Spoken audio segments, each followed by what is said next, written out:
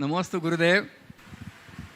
गुरुदेव, हम देख रहे हैं प्राचीन काल में जितने भी प्रतिमाएं निकली है या भूमि से जितने भी प्रतिमाएं निकलती है, उन सभी प्रतिमाओं में यक्ष यक्षिणी और देवी देवताओं को साथ दिखाया जाता है, कहीं चौर ढुराते हुए, कहीं भक्ति करते हुए।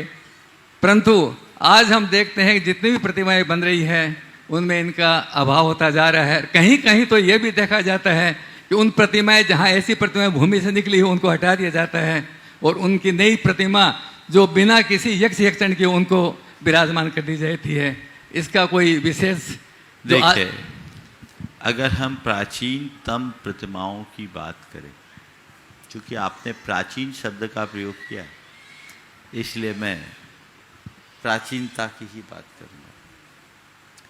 भारत में सबसे प्राचीनतम प्रतिमा का अवशेष यदि मिला है तो हड़प्पा के उत्खनन से प्राप्त अवशेष है,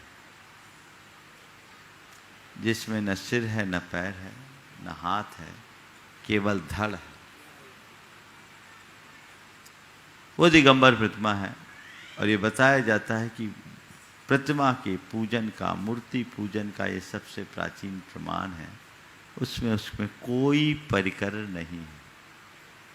इसी प्रकार मथुरा के कंकाली टीला से कुछ कुषाण कालीन प्रतिमाएं निकली। उन प्रतिमाओं में भगवान के अलावा और कुछ भी नहीं है। भगवान अरहनाथ की भी एक प्रतिमा आपने देखा होगा अगर प्राचीन प्रतिमाओं में, तो वहां कोई यक्ष यक्षिणी का अंकन नहीं। कालांतर में कई प्रतिमाएं बनी। विदिशा में 4वीं शताब्दी की, 5वीं शताब्दी की अनेक प्रतिमाएं ऐसी निकली जिसमें यक्ष यक्षिणियों का कोई अंकन नहीं।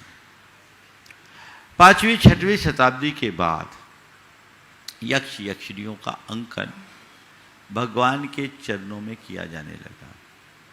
इसके पीछे की मुझे एक वजह दिखती है। जब भारत में बहुदेवतावाद का चलन बढ़ गया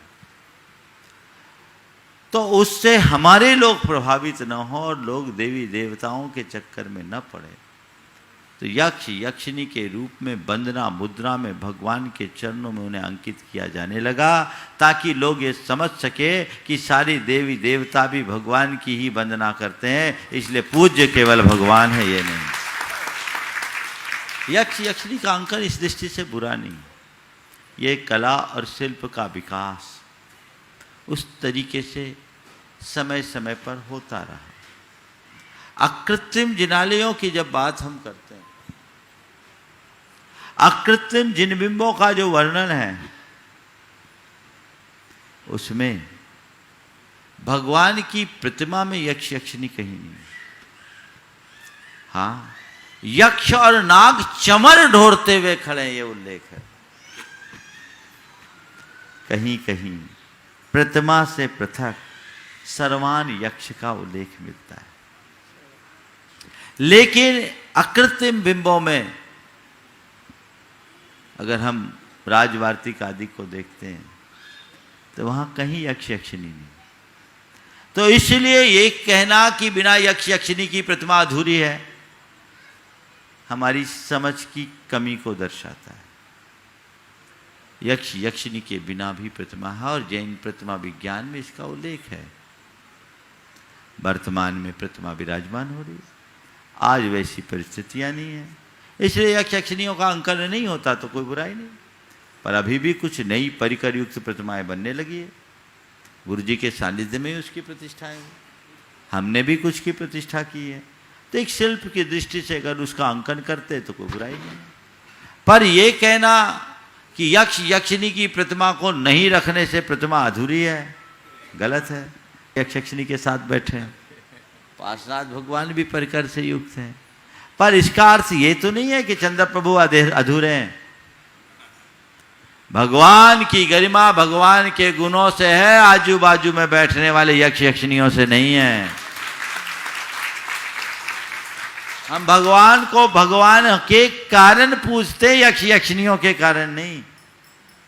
ये तो शिल्प का विकास है, आकर्षण है। निषेध नहीं, पर आग्रह भी नहीं होना चाहिए। समझ गए? ये आग्रह ठीक नहीं।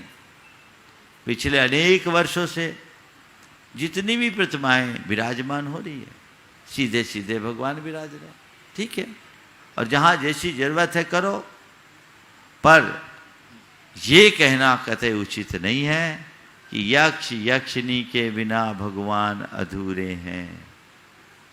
भगवान तो भगवान है, और भगवान की प्रतिष्ठा में केवल गुणों का आरोपण होता है कि भगवान की प्रतिमा।